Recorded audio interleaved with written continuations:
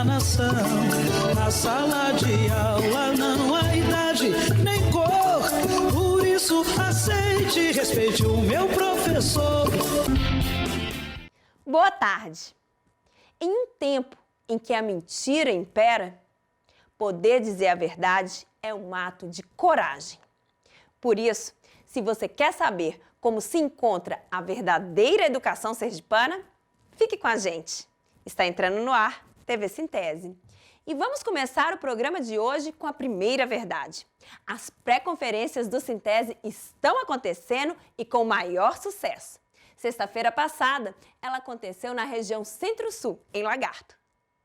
Professores e professoras de toda a região se encontraram para discutir os desafios e as lutas que estão postas no dia a dia no chão da escola.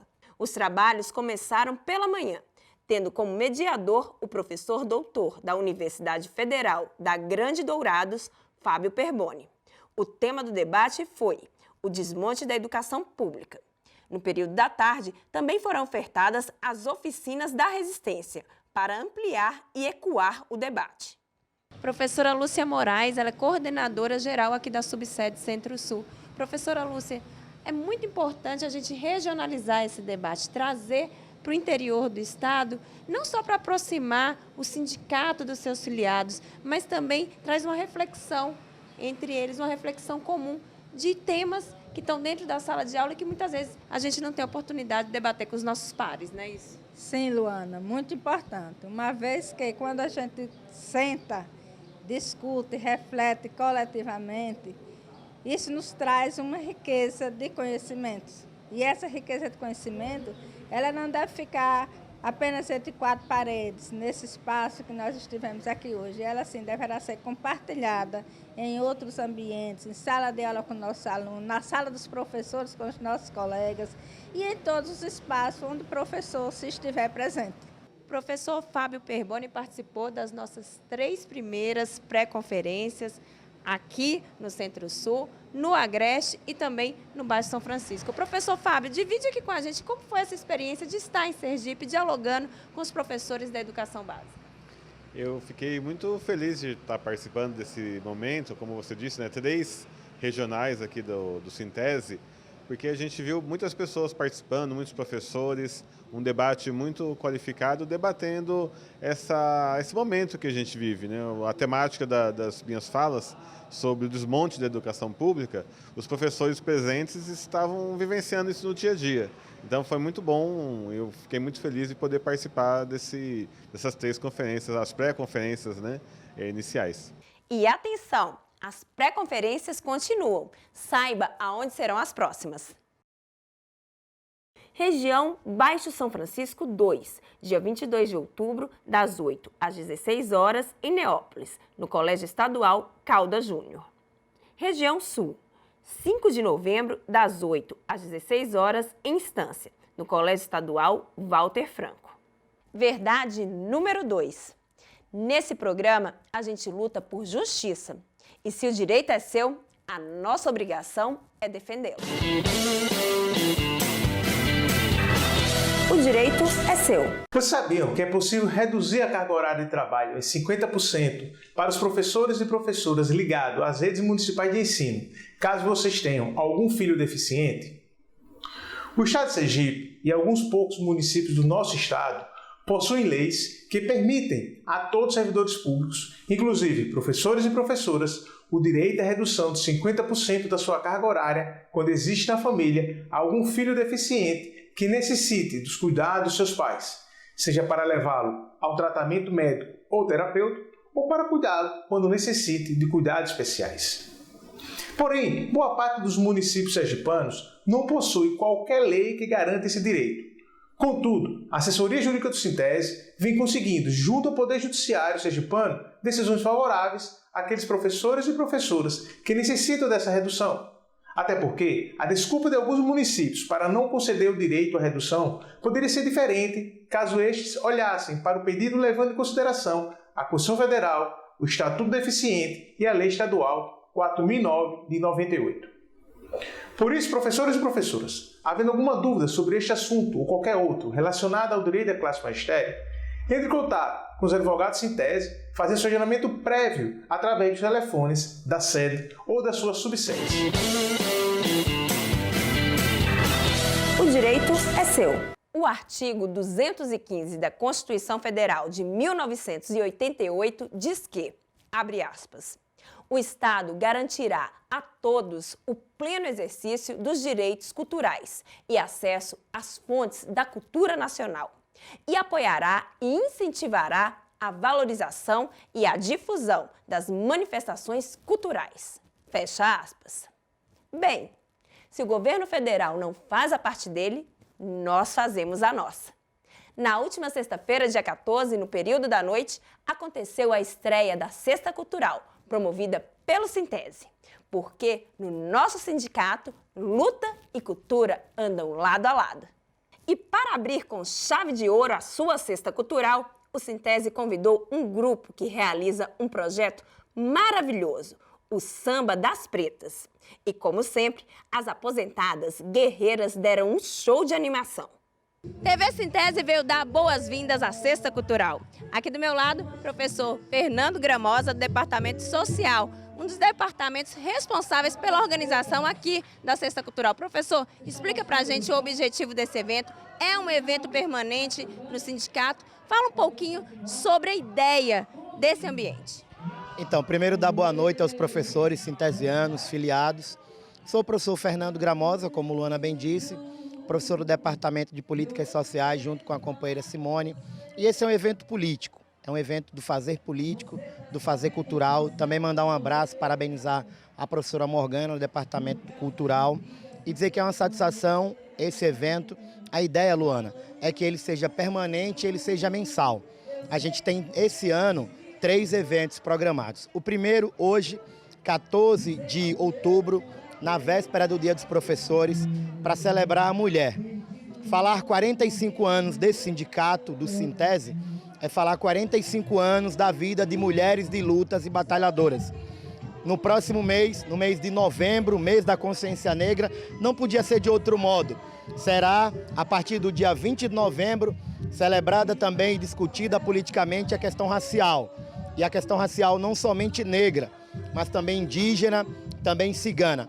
E para fechar o mês de dezembro, iremos discutir também a política LGBTQIAPN+, também as questões ligadas a gênero, não só como a de mulheres. E dizer que essa ideia, que possivelmente será reavaliada, é uma ideia para a gente aprofundar a discussão sobre os problemas sociais que afligem não só a categoria de professores, mas também todos os trabalhadores da educação e também trabalhadores em geral. Então venha para essa primeira Sexta Cultural de muitas. O Sintese é cultura, o Sintese é resistência e o Sintese é identidade cultural, sim. Estamos aqui para fazer a luta, para se divertir com muita alegria, com muita satisfação de receber e convidar os colegas professores, professoras, coloquem na agenda de vocês. A primeira sexta-feira de cada mês nós vamos estar aqui ocupando esse espaço com samba, com forró, com rock, com tudo que a categoria gosta. E o nosso forró também, ele vai aparecer por aqui. Agora vamos para a verdade número 3. Vem aí a 17ª Conferência Estadual do Sintese. Saiba como vai ser. Vou apresentar para vocês agora a programação da 17ª Conferência Estadual de Educação, que acontece nos dias 17 e 18 de novembro. Dia 17 de novembro, quinta-feira, manhã, análise de conjuntura, com Breno Altman, jornalista e fundador do site Opera Mundi. Rubens Marques, professor Dudu, professor aposentado da Rede Estadual de Ensino e ex-presidente da CUT Sergipe.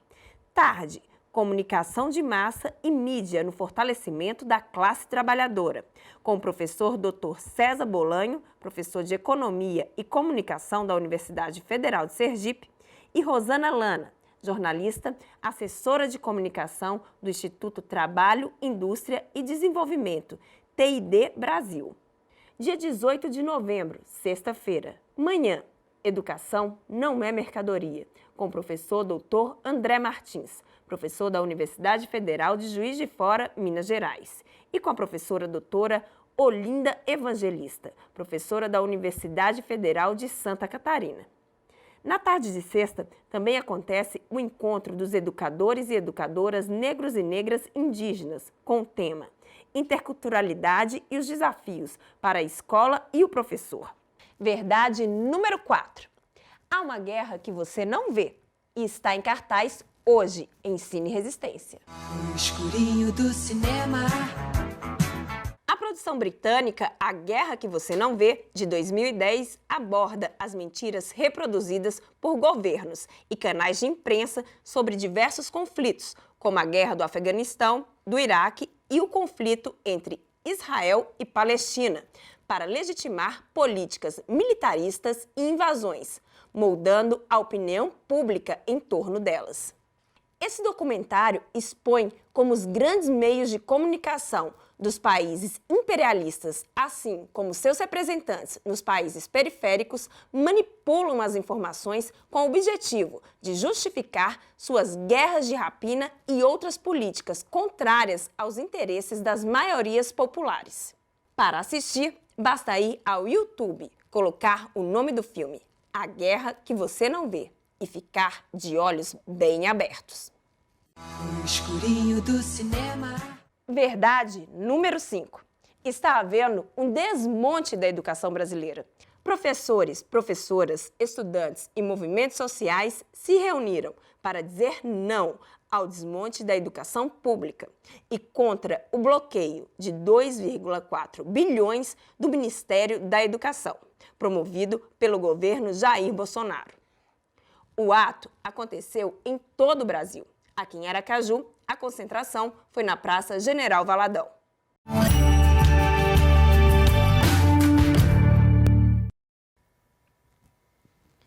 E para falar um pouco mais sobre essa verdade, que é o desmonte da educação pública, nós vamos continuar a conversa, agora de forma mais vagar, com a professora Ivonete Cruz. Boa tarde, professora Ivonete, tudo bem? Tudo bom, Luana. Professora Ivonete, para começar o nosso bate-papo, explica para a gente, para o pessoal de casa, qual foi a importância do ato que aconteceu na última terça-feira. Foi um ato que aconteceu aí no Brasil inteiro contra o desmonte da educação. Exato. Aí nesse debate, para além do espaço onde estou ocupando aqui em Sergipe, que é o Sintese, onde estivemos também ocupando esse ato da última terça-feira, dia 18, essa foi uma deliberação da CNTE, a Confederação Nacional dos Trabalhadores da Educação, em que na sua última reunião conclamou os trabalhadores e trabalhadoras para construir esse ato no dia 18 e nós nos somamos à juventude. E daí a importância da juventude vir com muito peso para esse ato dia 18. É porque a gente percebe que a juventude está compreendendo que o que está em jogo nesse desmonte, que passa pelo corte de recursos para a educação pública, que passa pelo corte de recursos para as universidades, é a negação de um direito essencial constitucional, que é o direito à educação. E é o que a gente tem vivido ao longo desses anos. É esse desmonte e que recentemente o governo federal, mais uma vez, aplica um corte de recursos na educação, nos recursos para universidades, nas universidades que já vêm sendo sucateadas, universidades que a gente já vem vivendo um processo de negação da educação. E o ato do dia 18, essa convocação para o dia 18, eu acompanhei através das postagens da CNTE, que esses atos de fato aconteceram no Brasil inteiro, não só os estudantes, mas os movimentos sociais, os trabalhadores, as trabalhadoras. E aqui em Aracaju nós construímos um grande ato. Professora, fica claro para a gente que o desmonte da educação tem um método e um objetivo. Então, vamos explicar para o pessoal de casa qual é esse método e qual é o objetivo desse desmonte. Eu não tenho dúvida que todo esse processo de desmonte da educação pública, que passa pelos cortes de investimento, porque a educação é investimento, não é gasto. Sim. Primeiro, isso passa pela concepção de quem está no comando do país e de quem está à frente do Ministério da Educação, ao tratar a educação como se fosse gasto. A educação é investimento. E à medida que você corta recursos da educação, você está deixando de investir em algo essencial e necessário para o desenvolvimento de qualquer país. Porque um país que não investe em educação, ele está formando uma sociedade sem nenhuma condição de serem trabalhadores críticos, preparados. E eu não tenho dúvida que o que ocorre no país nesse processo todo é um projeto. Não é uma ação isolada, não se trata de ação isolada. Faz parte de um projeto, de uma concepção de sociedade. E qual é a concepção de sociedade? É o que disse o ministro, que eu nem sei mais qual deles, porque nós tivemos tantos ministros. Pois é, né? Um troca-troca. Nesses últimos 4 anos, passaram tantos ministros de educação por esse espaço, de que a universidade não é para todos. Ou seja, não é o filho do trabalhador, o filho da trabalhadora, o estudante da escola pública, ele não precisa chegar à universidade. Ele basta ter um mínimo que passa por uma outra contra-reforma, que também faz parte desse desmonte, que é a reforma do ensino médio, que limita a necessidade do jovem a dominar um pouco de português, que ele precisa saber falar, se comunicar para ser um empregado do capitalismo, das empresas privadas. Ele precisa saber se comunicar e pela matemática, porque ele precisa fazer conta. E, para além disso, mais nada. Operações básicas. Básicas, mais nada. Mas ele não precisa ir para a universidade. Um sujeito integral, uma pessoa que domine o conhecimento, que domine o saber, que tenha a capacidade de ler o mundo. Não interessa esse projeto. Então, precisa cortar. E, para isso, precisa entregar a educação ao mercado. A educação deixa de estar a serviço de formar cidadãos para atender aos interesses do mercado. Essa é a base de tudo isso, para atender os interesses de quem tem dinheiro nesse país e que quer controlar tudo. E aí, cada vez mais, os jovens, os negros, os pobres, a escola pública vai sendo sucateada, porque não interessa uma escola pública de qualidade. Professora, passadas as eleições, né, passou aí o primeiro turno, foram eleitos dos deputados, e a partir desse momento eles não têm mais nada a perder, parece que eles querem voltar a mexer na tal da PEC 32. Então, vamos explicar aqui para a gente, para o pessoal de casa, o que é essa PEC, quais os maus ela pode trazer aos trabalhadores e o que o movimento sindical vai fazer para combater. A síntese desse projeto é acabar definitivamente com o serviço público. Porque, às vezes, a sociedade fica pensando, bom, vai acabar com o direito dos trabalhadores e eu com isso. Eu nem estou trabalhando, eu estou desempregada, eu estou desempregado, mas a essência da reforma administrativa não é acabar com os direitos. A essência da reforma administrativa é acabar com o serviço público. É a privatização, é cada vez mais o seguinte, você tem dinheiro, você vai para a saúde privada. Você não tem, você morre nos leitos de hospitais lotados. Você tem dinheiro, você paga a escola privada. Você não tem dinheiro, você fica aí em qualquer escola ou não estude. Para onde vai você estudando? Então, é cada vez mais acabar com o serviço público. E dia 28, agora de outubro, a CNTE, as centrais sindicais, a Central Única dos Trabalhadores e todas as centrais estão convocando um novo movimento no Brasil inteiro para dizer não à PEC 32. Então, eu já deixo aqui a população. Não são apenas os trabalhadores ou do serviço público, mas toda a população que depende do serviço público, que vá para a rua dia 28 dizer não à PEC 32, não à PEC administrativa. Então, dia 28 tem novo ato, com certeza Sergipe vai de novo ocupar as ruas, nós vamos estar de novo nas ruas de Aracaju para dizer não a uma emenda à Constituição que quer destruir de vez com o serviço público, porque por trás está privatizar tudo. Quem tem dinheiro paga para ter o serviço, quem não tem, morre-se, fica aí de qualquer jeito, que essa é a política que a gente vive. Professora Ivonete Cruz, eu quero agradecer a você por essa presença aqui no nosso estúdio. Já tinha um tempo que a senhora não vinha, faz falta. Então, volte sempre. Muito obrigada. Vocês sabiam que quando a luz da verdade é extinta, as sociedades entram num mundo sombrio, de ameaças, mentiras e desconfiança, parecido com o que estamos vivendo agora? Pois é, tem muita gente aceitando as mentiras como coisas normais, e não são. A mentira, ultimamente, em nosso país, se tornou um plano de governo. Apoiar mentiras já desmascaradas não é um erro, é uma escolha. Pense nisso. Para você, boa tarde e boa sorte. Professores, protetores das crianças do meu país, eu queria gostaria